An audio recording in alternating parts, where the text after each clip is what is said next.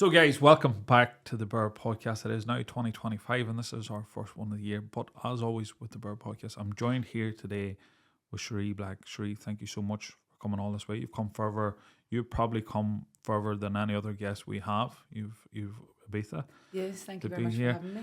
Unfortunately, Sheree, none of the two of us want to be here doing this podcast. And guys, as you know, in our podcast, we have some very serious and hard-hitting, and we're going to talk about losing your beautiful baby and absolute trauma around that. But there's a reason you're here today, and we were tagged in quite a few of your TikToks, and people sent it to us, and I'm not sure. I'm hoping this is a good thing now that people are like seeing us as a platform for this. But also it's the burden of the seriousness of the story. But you also have a petition, and we're going to get into that, and we're going to have that in the link below, and we're going to ask for people's support. But before we do, Sheree, before we get into all that, and I just want to thank you for coming all this way. Thank you. But before we get into that, I always like to find out a wee bit about the person that's sitting across from me. So no problem. If you want to give us a short version of who Sheree Black is and where you're from.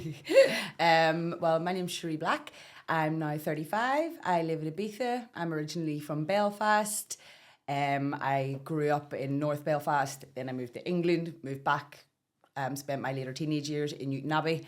That's where I then met Ryan Leslie. And yeah, my life pretty much changed from I was like 17, 18. So this shaped my life, you know, from a very young age. There's not much really to tell previous to my school years and things like that. Kind of normal upbringing. Parents split at a young age, quite common. I've got one brother here in Northern Ireland. My father's remarried, has 2 kids. And yeah, my life, I feel like my life really started when this all happened, you know? Yeah. Well, we're less, as I say, we're going to talk about it now. Mm-hmm. And I'm going to let you tell people what happened and what's brought us here today. Okay.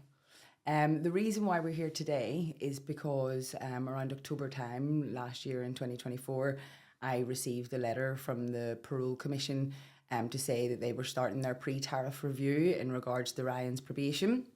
Part of that procedure is to ask for my impact statement, something that I hadn't really thought about that I was going to have to do back then when it all happened.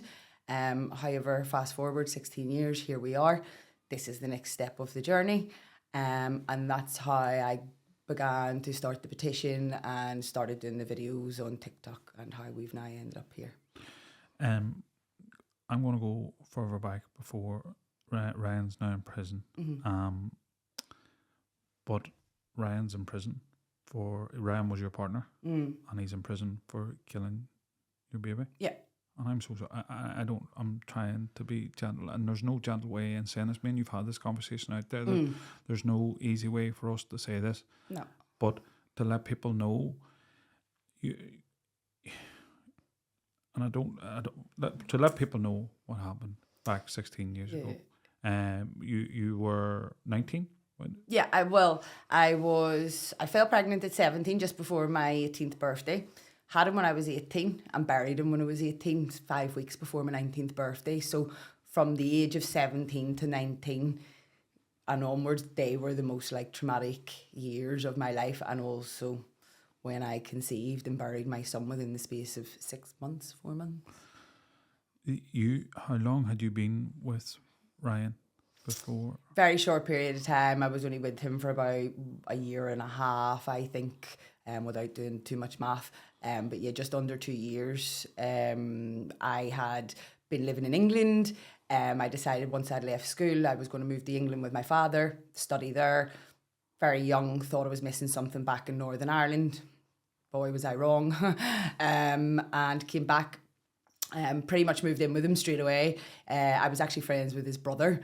So that's how I got to know who he was. Had been out whilst I was home this one weekend and ended up in a party with him and got chatting, and then went back to England. And he then started contacting me, was quite consistent with the contact, phoning me all the time, things like that.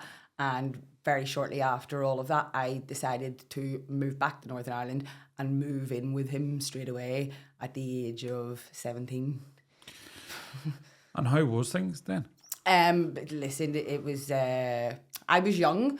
I was always thinking I was missing out on something and, partying and whatever. And I just thought that it would be all right. But as soon as I got back, literally that weekend from me moving into the flat, it was a sign that things weren't going to go well. He had been friends with people from Mount Vernon, and there was a band parade on this Friday night. I think I might have got back, like, say, on the Wednesday or the Thursday or something. There was a band parade on the Friday, and I remember I said I didn't want to go because I was tired and all these things, and he was going, and he went.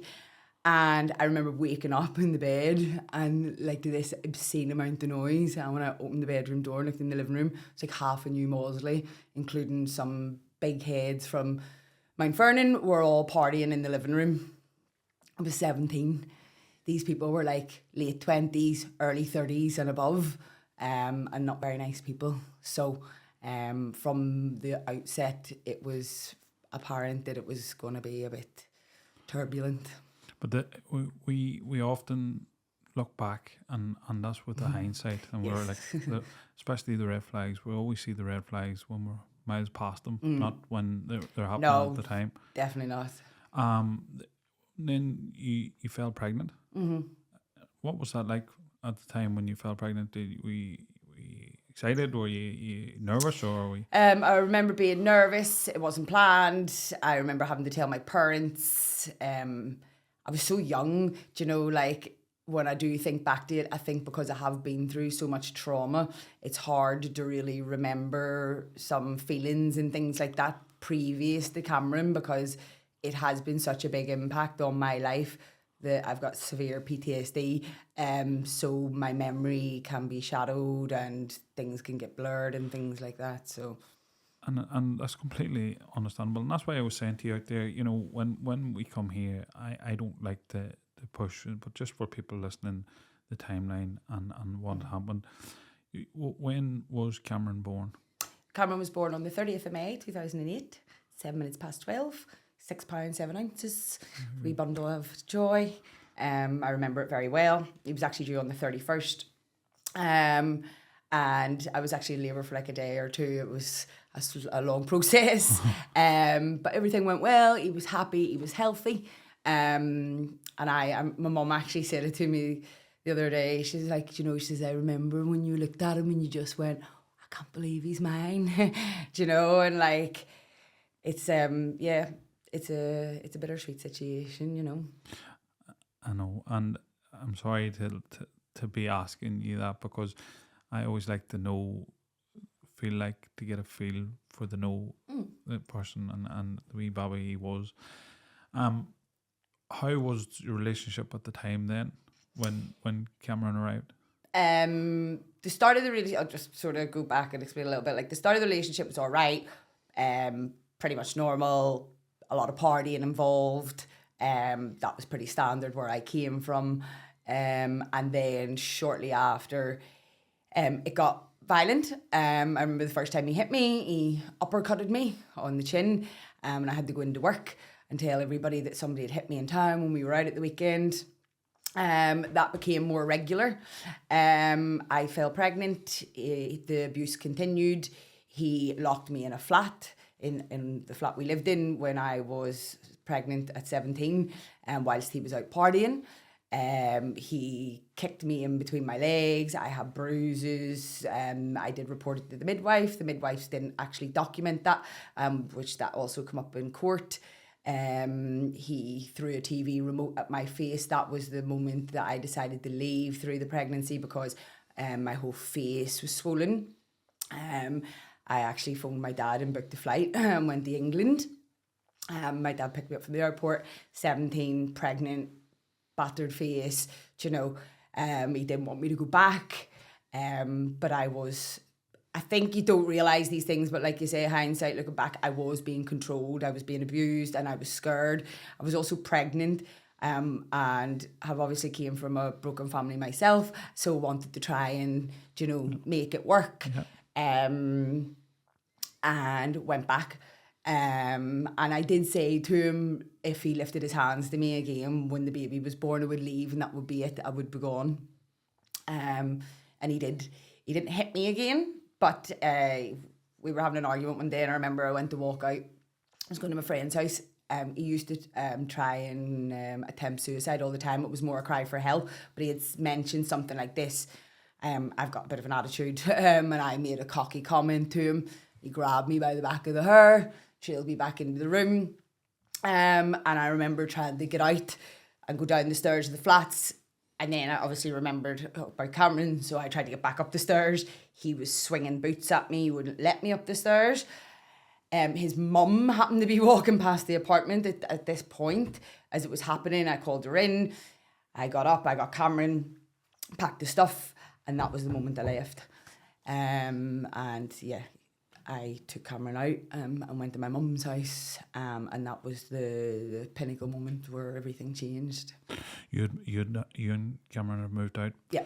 But your ex-partner, had he visitation with Cameron, or what was? Well, basically what happened was I decided that because of my mum and dad had split up and my dad lived in England and all these things, and I just thought it was very important for a child to have both parents in their life, regardless of what happens in people's relationships, you know, domestics and things like that.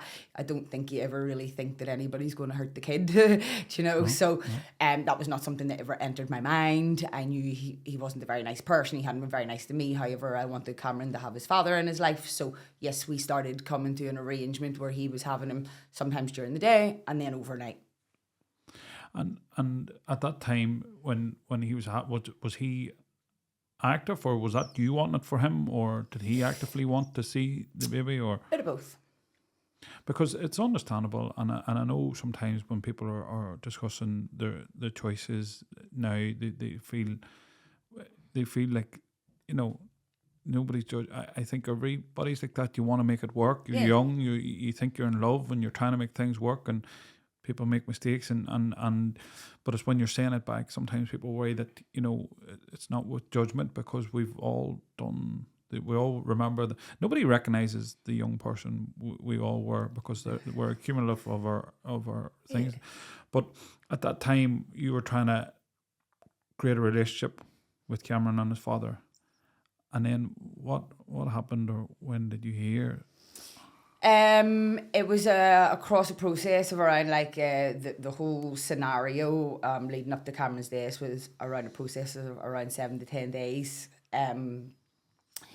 He had him a few times in the afternoon. Then we decided we were going to do an overnight stay. He had him on the Friday. He said he was being really unsettled, and I said, look, if you can't keep him in his routine, you're not going to have him overnight. You know, you'll just be having him during the day. He was coming back to me on the Saturday afternoon, so he's bringing him down. Cameron was unsettled that day. I just thought it was like from him being out of his routine and things like that. So just tried to calm him down. I had actually planned to go out that night just to a friend's house and have a couple of drinks and whatever. And my mum was going to mind Cameron. I had mentioned that to Ryan, and Ryan was adamant to get his mum to come and take Cameron back. His mum worked at the bottom of the road where I lived. So it was a bit like a competition between the families with Cameron. Yeah. So to try and save any like drama or anything like that, I was like, okay, your mum can take him. She can come and pick him up after work. And so she did. She came, she picked Cameron up, she took him home. She actually seen bruises on Cameron's back. She contacted Ryan. She asked Ryan to come down and explain what had happened to Cameron. Ryan apparently refused to do so. On the Sunday, I received my son back. Again, Cameron looked like he hadn't actually been washed.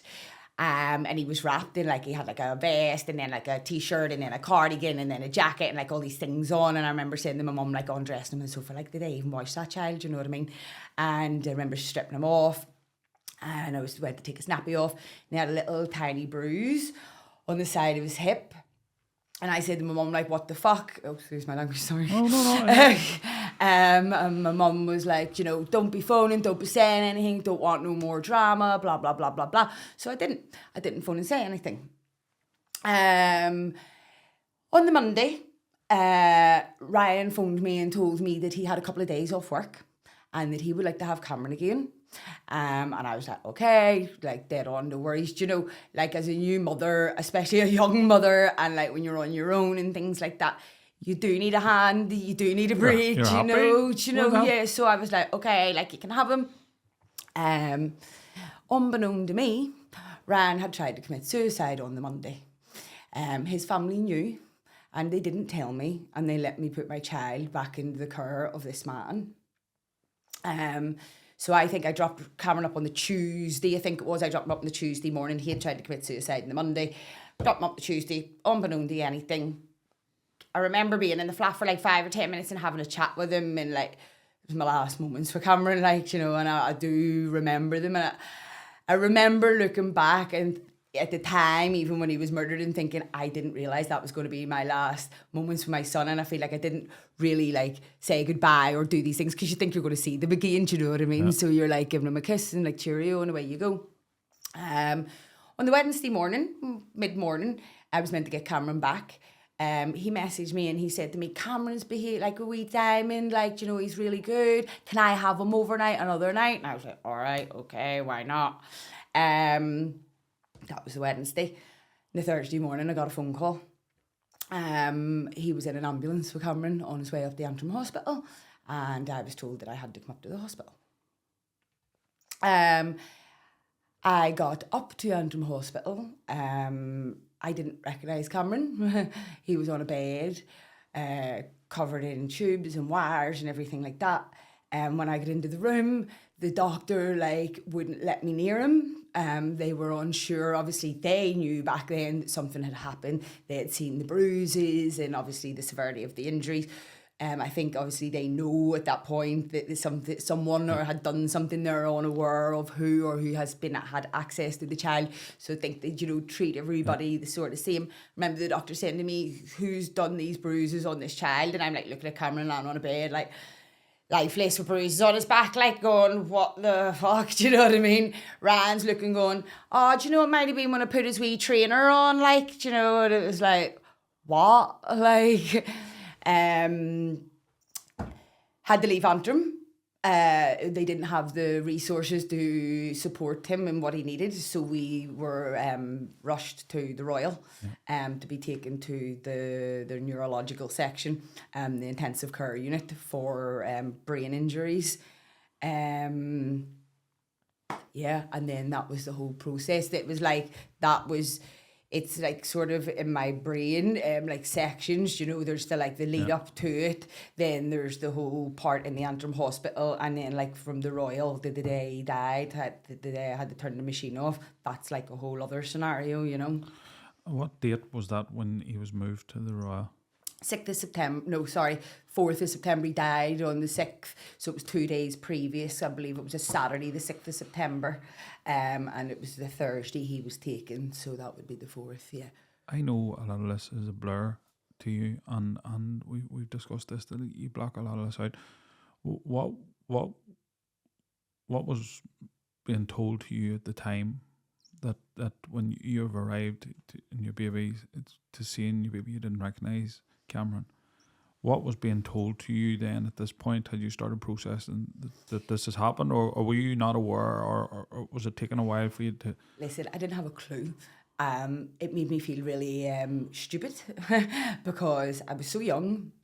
I didn't understand the terminology that people were saying to me, and I couldn't really get what was going on. Do you know what I mean? Cameron was a happy, healthy baby. The next minute I'm sitting in a hospital, hadn't seen my child in 2 days, don't know what's going on. You know, he's coming out with all these little mad things about bruises on his ankles because of trainers and things like that. And like I can see everybody looking, and you know something wasn't right. I remember they obviously have brought Cameron up. We weren't allowed to travel with Cameron in the ambulance because obviously they didn't know. So I was also being kept away from my son until they decided that they were going to interview us, if you like, question us. They both, they took us into a room together, first of all, sat us down and said, you know, we have great concern here. It's come to light that these injuries are non-accidental. They had to actually break this down and explain this to me, what it meant non-accidental, because I just didn't. I was like, what do you mean non-accidental? I just wasn't grasping it, you know. Who was this the police? No, this was the doctors. Okay. This was the doctors in the hospital to begin with. Police hadn't been involved yet. The police didn't come until later on that evening. So that was the initial first, like, speaking with the doctors once they had examined them and done the tests and everything, because they were unsure. You know, they're looking at things like tumours, cancer, all these different kind of things. So that was the first thing. I think they could tell from that moment that there's something wasn't right. Social services were involved from the very beginning, as because it's obviously to do with the child. We were walking like up one of the hallways, the corridors of the hospital. Ryan tried to grab my hand. Now, we weren't together, obviously, and I sort of pulled away. Like, obviously, you know, it is what it is. You know, your child's going through something, but I wasn't with him, and you can comfort somebody, but you don't need to pretend that you're together. Yeah. You know, social services noticed this. So they decided that they wanted to interview me first, because they felt that there could have been a possibility that he was sort of controlling me and these kind of things. So they took me into a room. They interviewed me from the beginning of my life, my school years, just getting to know me and things like that. I think Paul Dara, you call the guy, hats off to that man. He was a massive support to me throughout the whole court case and after. And it touched him very deeply. Everybody that was involved in this, it touched them very deeply. So Paul noticed that something wasn't right. He noticed, he could see with me, you know, that obviously I was telling the truth, and it, you know, I wasn't really aware of what was going on. They called Ryan into the room to start interviewing him. He did this thing where he was being spoken to, and then he burst out into tears, but then he dropped the tissue and he went to like lift it and put it in the bin and stopped crying straight away. And that was one of the things after everything had finished, the court case and all, you know, Paul said, you know, that was just one of the first things that we thought, this isn't right, because, you know, you don't switch your tears on and off sort of thing. You can try and control yourself, but so that was that. Then later on in the afternoon, we had to go for another big like meeting in one of the rooms with all the doctors. I remember walking into a room with Ryan and about 7 or 8 doctors standing around us, and they were like, Cameron has 14 fractured ribs, front and back, and basically the injuries were the same as they would be if you were in a 70-mile-an-hour car crash. So basically, Ryan could have dropped Cameron from the balcony of the flat and he wouldn't have even caused the injuries that he caused, what he done. So that, standing in a room with all these people looking at you, and the man who's done it, and I looked at him and I remember saying, like, what the fuck happened? Like, what go on? And he said, oh, I done CPR on him, you know, maybe when I done the CPR, that's when I've done it. And the doctors looked at him and went, you done CPR? You haven't mentioned in the past 6 or 7 hours that you've done any sort of thing like this. How do you forget to mention that you've done a life-saving technique on your own son while he's lying in an intensive care bed? You know what I mean? You don't. So that was it. That was the start of the alarm bells were rang, the police were phoned, and we were separated. They were aware, obviously, something had happened. And then the police came later on that night and they took him out. There's a whole thing I'll tell you about that as well, but yeah. So he was arrested then in the hospital? Yeah. And he knew he was going to be arrested as well, because I was with Cameron in the room. We were like obviously back and forth taking turns and whatever. My whole family's there, my uncle, my mum, his dad, his sister, all of that carry on. Not so many people were allowed in at the room at once. A nurse always had to be in the room at the same time, obviously, for all these things.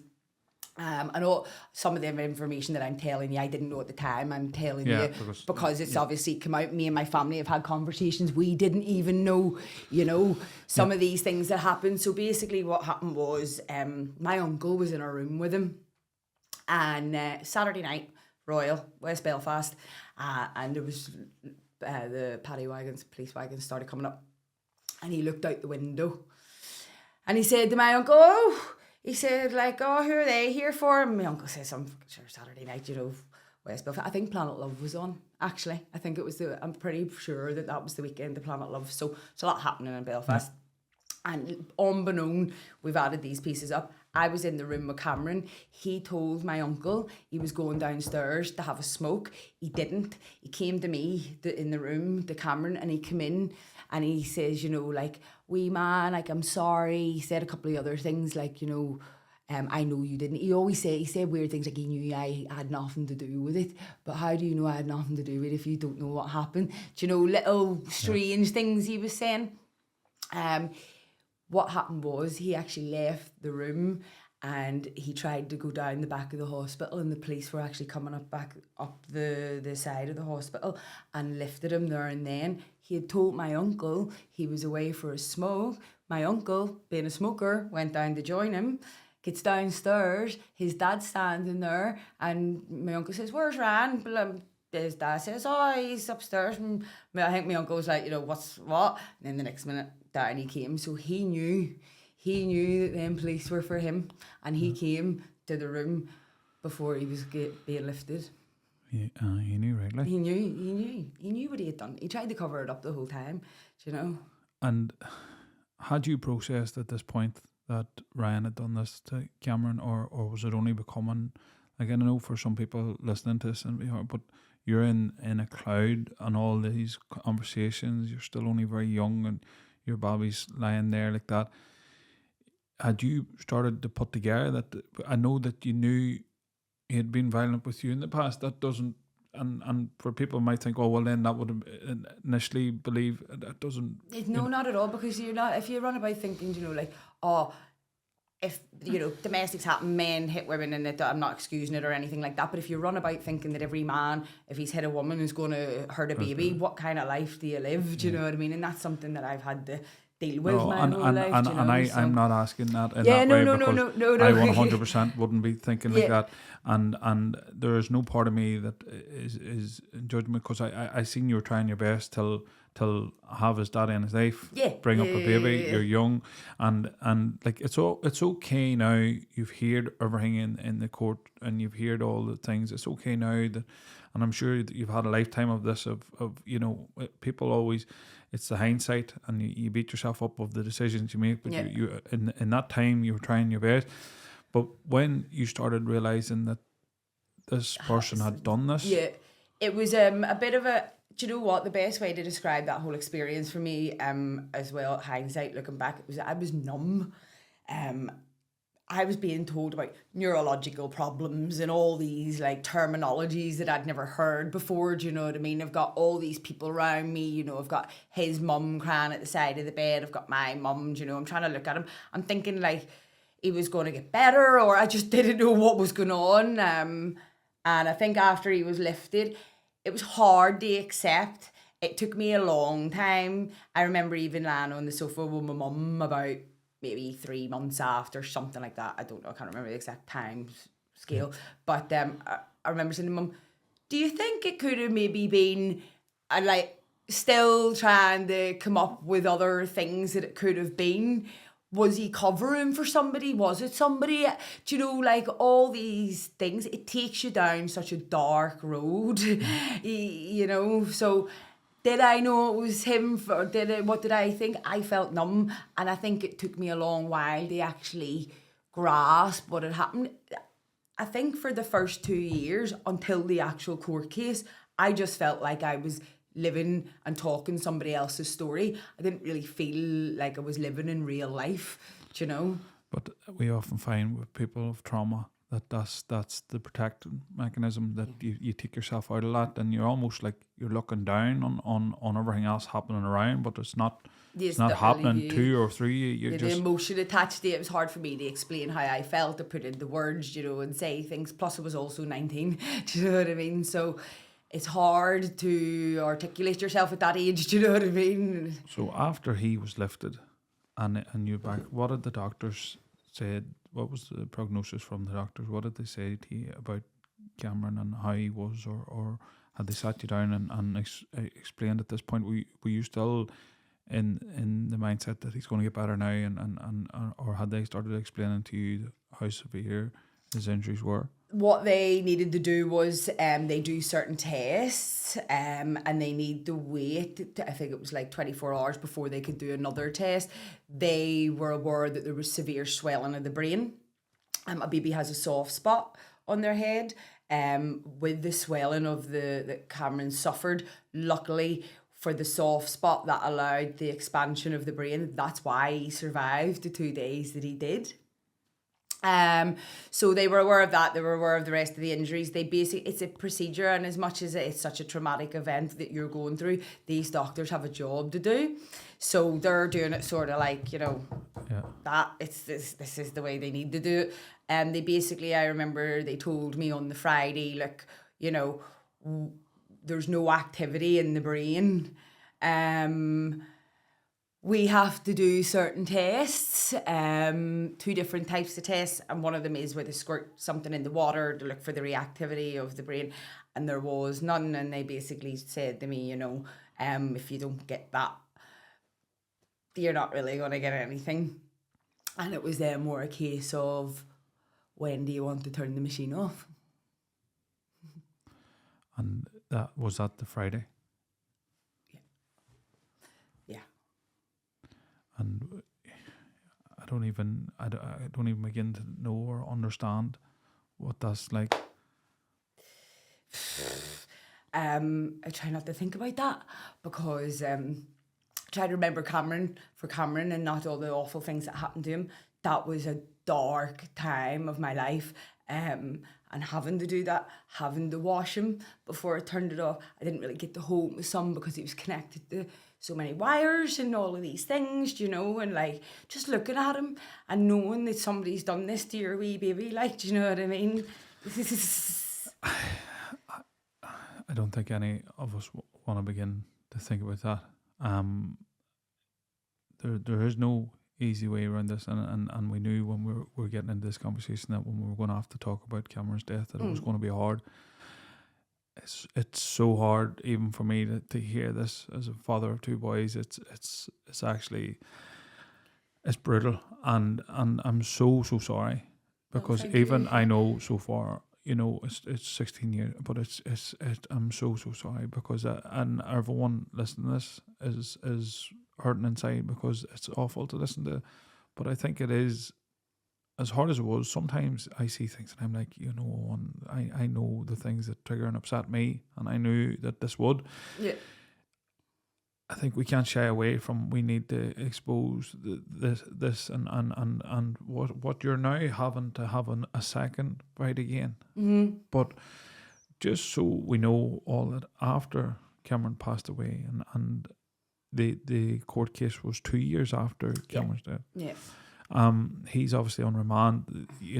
Had at any point he had admitted, or had he maintained his innocence through this, or what? He maintained his innocence. He denied it. He said that Cameron slipped and banged his head on the bath. He even tried to have a friend there to back up his evidence, which I think is pretty sick as well, to bring somebody else in on it, to try and cover your story. And did somebody else agree, or somebody else was in the flat, but what had happened was not when it initially happened, but later on in the day. So due to the postmortem, we know the timing, mass or minus, of when the injuries would have occurred. They would have happened around midday on the Wednesday, and then the Wednesday evening, because he had phoned me and asked to keep the child for later on, he had then phoned his friend, and I think his friend come down to watch a bit of football or whatever, and he staged the banging of the head on the bath. So he did have his alibi story with a witness. So murder is, if you premeditated something, that's the difference between murder and manslaughter. Ryan premeditated trying to get away with his son's own murder to a different level,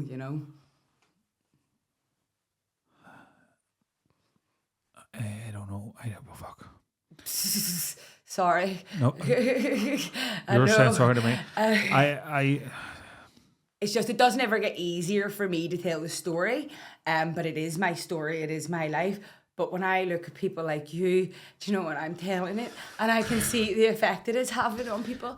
I just don't want to I would never want anybody to fucking go through what I went through. And even the fact that I can see how much emotion it brings to people. It's hard for normal people to comprehend this, and it's hard to even begin to process this, but it's the sheer evil. Yeah, he's evil. It's the lengths he went through. There, and like, as you're saying this to me, like somebody's thought process was, they've done this to a baby, they're not getting help, they're not. He prevented Cameron from getting help for nearly 24 hours. He knew what he'd done, and he waited and waited and waited and waited. How that man ever closes his eyes and doesn't see what he done is beyond me, because the woman downstairs heard. It destroyed her. Do you know, thank God for nosy neighbours. Do you know, that woman, whenever I lived in the flat, I remember I used to think she was a nightmare, do you know, but actually, do you know what, that woman saved my life. And it destroyed hers. She had to listen to my son cry. Do you know what I mean? She had to listen to that and then watch him try and get away with it. It is so hard to process that this man has done this, and his immediate thought is, right, I get someone down here and make this look like I'm going to get away with this. Yeah.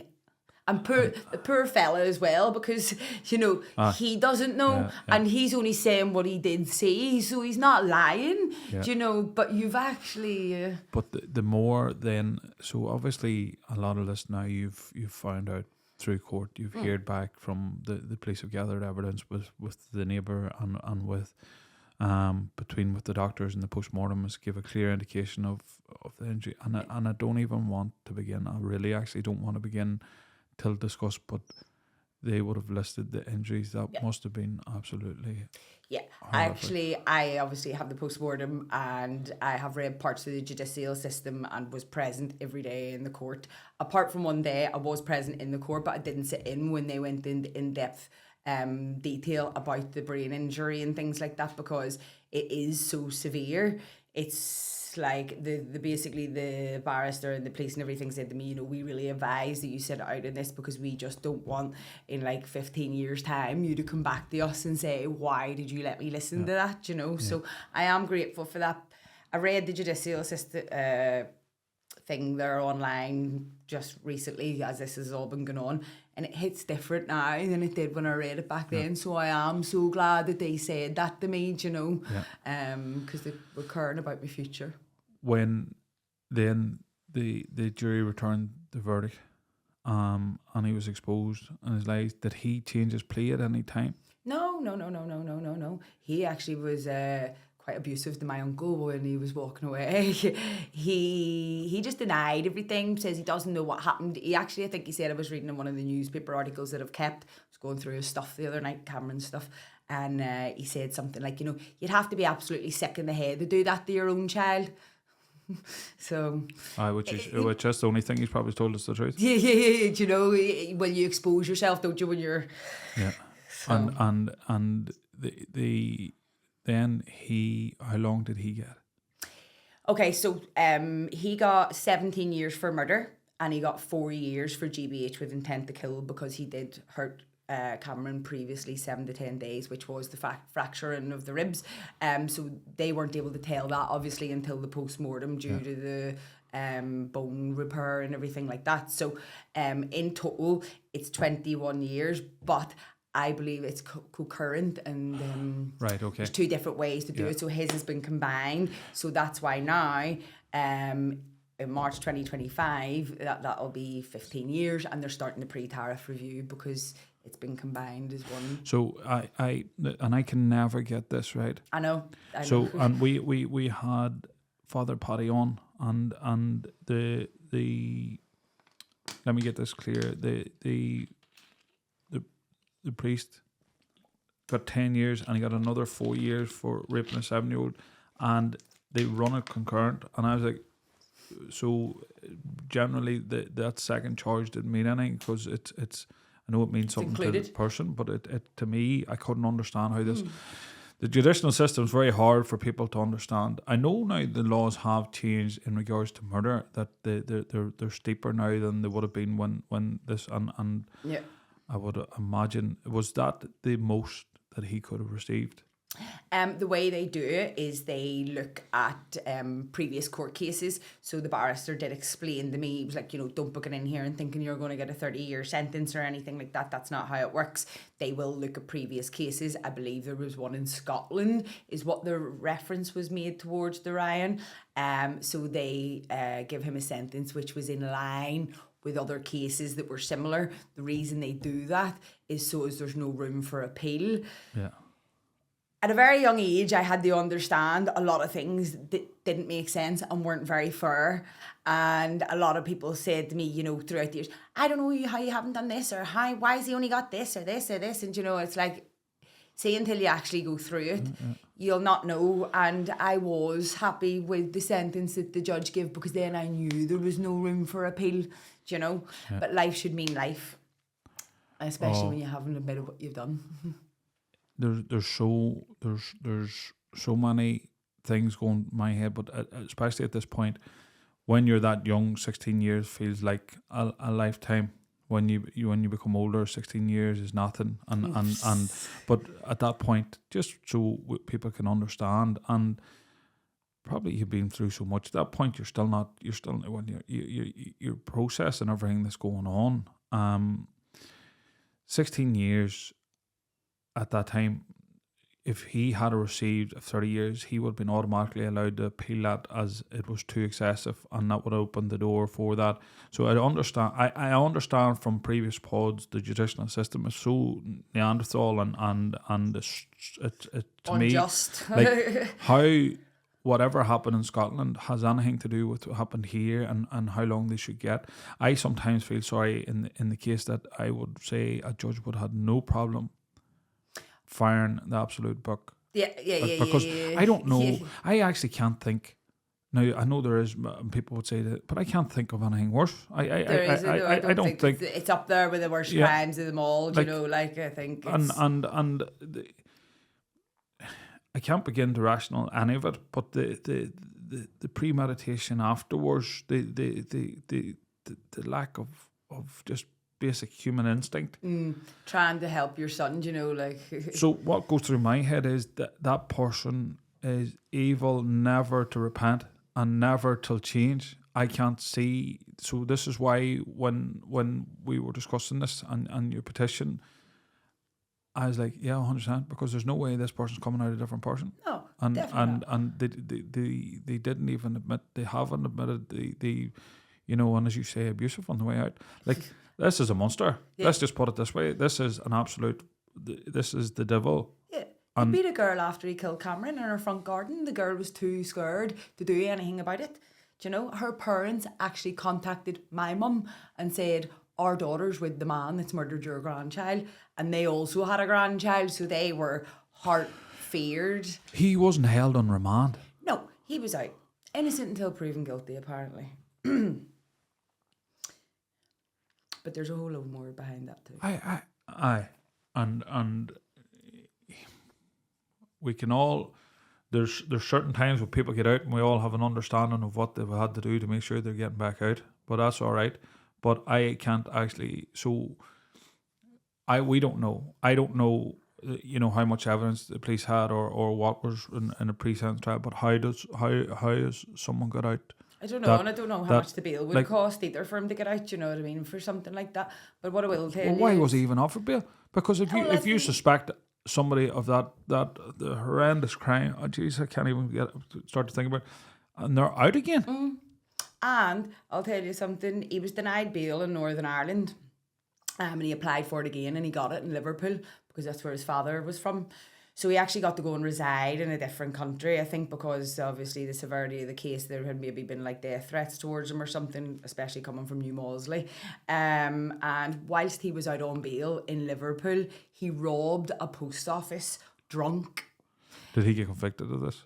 They brought him back because he broke his bail conditions because he was no longer allowed to stay there. I'm not too sure if he was convicted for it. However, this is 100% happened. They brought him back to Northern Ireland. He then got to apply for bail again and was allowed to get out and live in New Moseley. How? You know? There's massive... Serious questions to be asked, do you know? But how can a child killer come back till anywhere? Now, how would anybody let that live in their community? And I don't care what anyone says. Like, I ain't living. I don't give a shit. Well, this is what I'm saying to people. Do you me. want to walk down the street knowing that this man is living in your community while your child's sitting playing in the local park or at the youth club? You know, he has got a license on him. He's not allowed to be near children or vulnerable adults again. So I don't believe that the level of evil that I have heard, I don't believe that there is. I think there's a break in that person's mind. There's an imbalance that that'll never ever change. So telling them where they can go, what they can do. Sure, you go and rob someone or beat someone up when you're on remand or you're on bail for killing your child. Even saying this is making me sick. Yeah. It actually making me sick. And I say this very, very lightly because where I trade, but there's sometimes I do believe that there is an argument for the death penalty for certain crimes. Like if he's convicted for that, like I would 100% have no problem with if this was a state in the US that he is getting an injection, like and there is no two ways about that.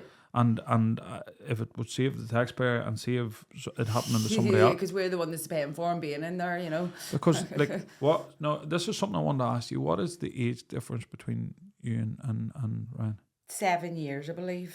That he's old. He's older. Yeah. He's still plenty of his life left.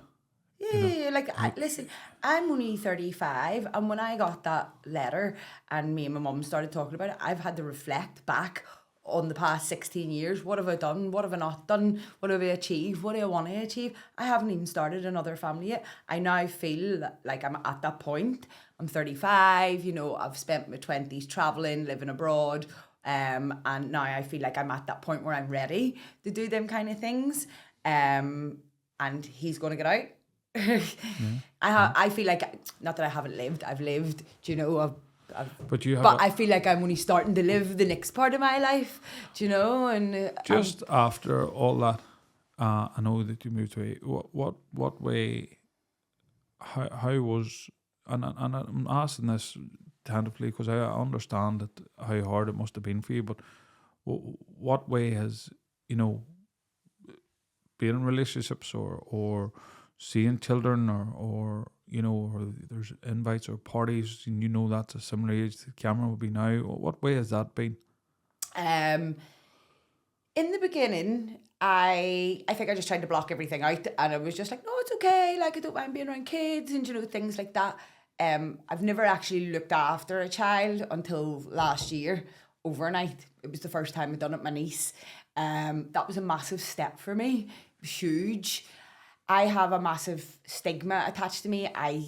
And you take yourself in really dark places, and I don't think actually many people will really understand how I feel or why I've taken myself down these thoughts. But I'll just be honest with you. Do you know, I think about things like guys might not want to go with me because they're scared that something's going to happen to the baby, or, do you know, just all these weird things. Like, did you think, do you know? I don't think that's... I know, but I feel so... alone in the situation. Nobody really understands, and you do take yourself into dark places. Like, I'm pretty sure that people don't think if they're going to have a baby with me it's going to end up dead, but like, and I don't think that I'm going to have a baby with somebody and they're going to kill it, you know. But you do start to think, is that maybe why they don't want to commit to me? I do feel like men have maybe been scared to commit to me because they've had so much baggage, if you like, you know. The kid thing has got harder as I've got older. I think it's all got harder as I've got older. If I can take one positive, if you like, from that thing happening to me at such a young age, it was that I was that age when it happened. Because I think if it had happened to me now, I don't think I'd be here telling the story. My mum always said, Sheree, like, I'm so glad you were the age you were, because the resilience you have when you're younger. And it's true. Do you know, life happens in experience, and over the past 16 years I've been through a lot, you know. I've lived another life and tried to just be a normal person. So now, for me, I am looking at kids and thinking about them more now than I did back when I was 19, 20. I think I felt like, not embarrassed, but, you know, I didn't want to speak about it. I didn't want to talk about being the girl whose baby was killed, or people used to look at me if I was holding a baby. It's awkward, you know, like people feel sorry for you. There's a whole range of emotions and things. And you know, I think, to be honest with you, Sheree, I think you're very sore on yourself in the ways that you're saying. I'm thinking these weird. I don't think that's we. I think that's. I don't know.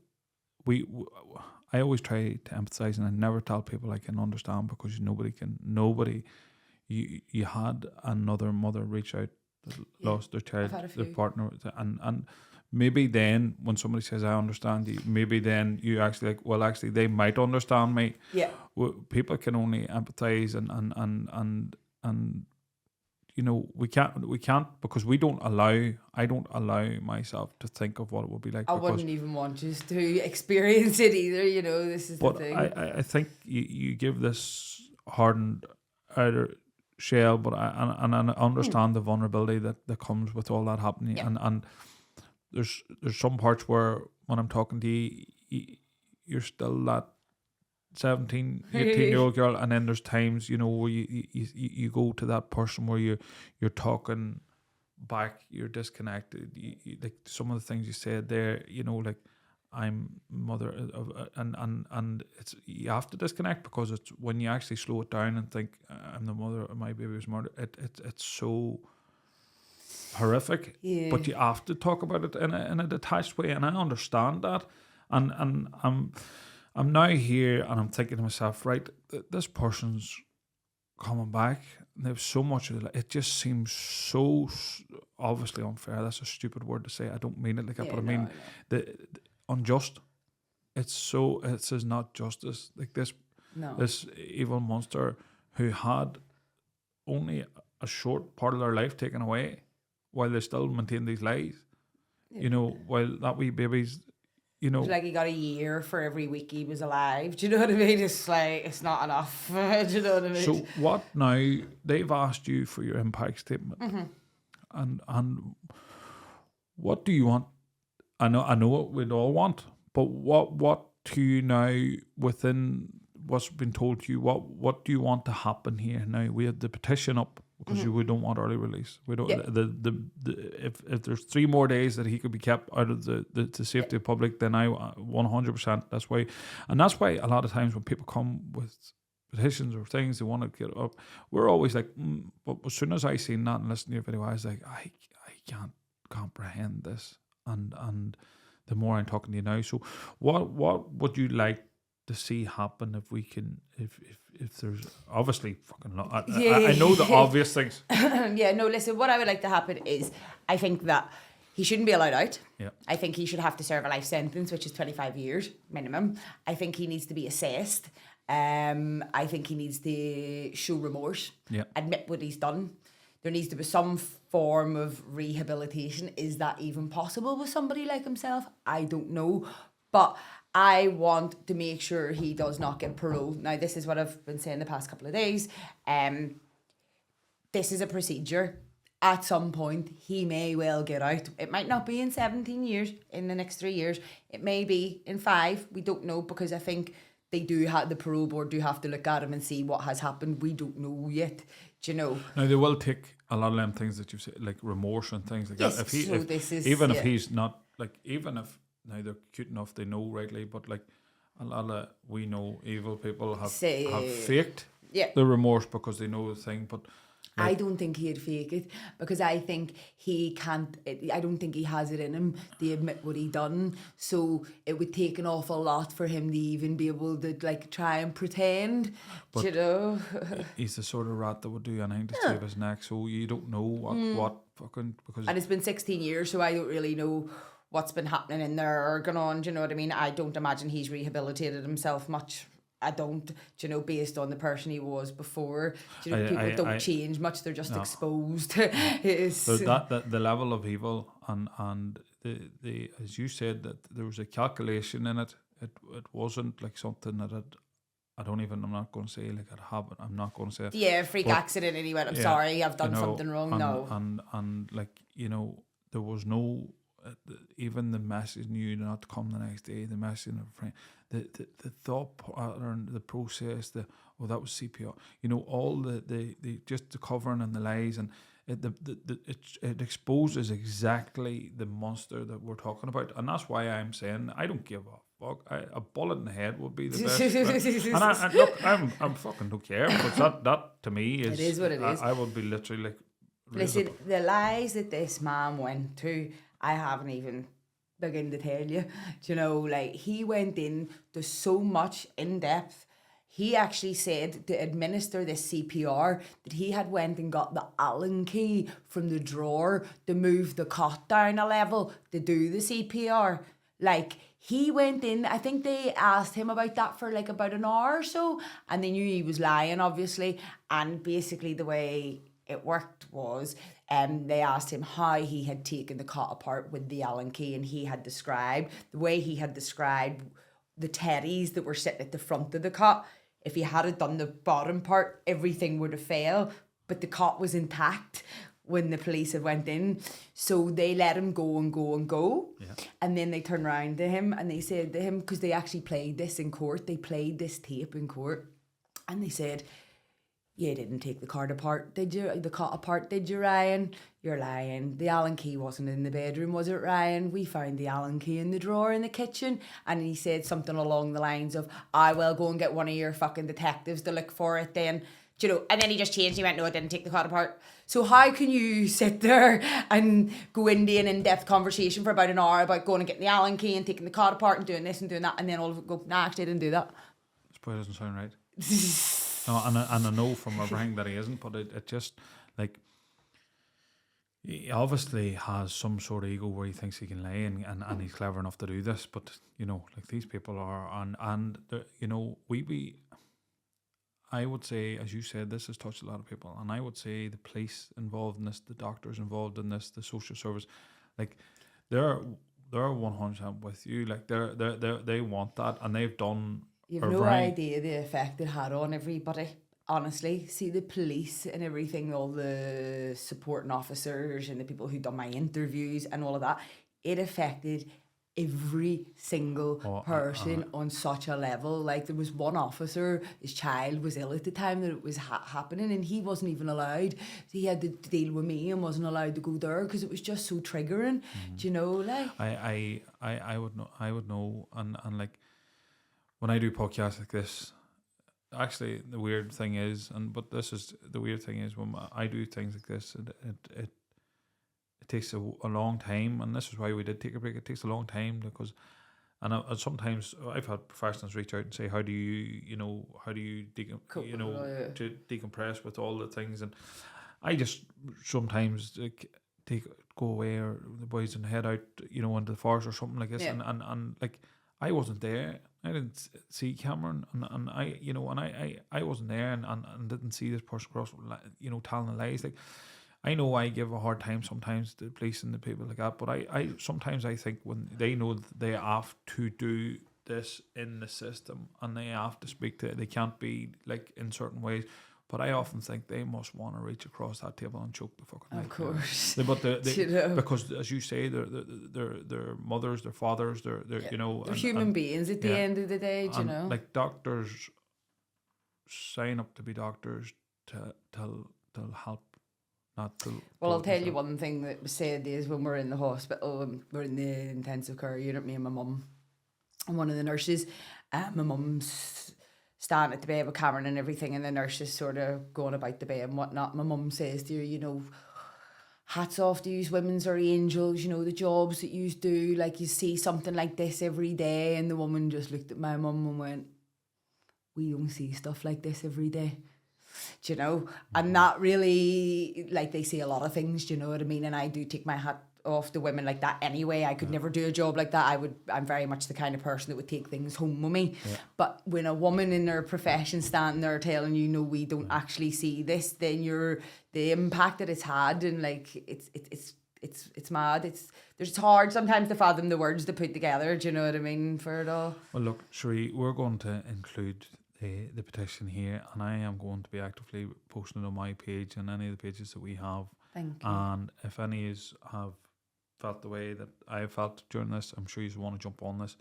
The one thing that I really want for you, and I see you're getting there, and I see it, is remembering Cameron, remembering the wee baby. Yeah. We don't want to remember how we lose someone. We want to remember the Just the person we lose. happiness of him, you know. And we can we include a photo? Of course you can. We Yeah. include a photo. I don't know whether I can actually even watch that. You know, when you talk about it, and it's hard for people sometimes when I'm talking here, because we're in this environment, we're sitting having the conversation, and people are there maybe listening to it at half, you know, something cooking or something. Yeah. When you're in here and you feel it, and I just, there's a part of me actually when we're finishing up just smiling, thinking of him as that, and I think we'll just end it at that. But I want to thank you so much for coming all this way. You're definitely first, and I know by the time this goes out, you'll already have been on the news, and Yes, some I think of it them started this morning anyway. So we might include some of the links. So if you haven't seen the article, we'll include some of the links there. But yeah. Look, Sheree, thank you so much. Thank you for having me. I really appreciate it. No problem.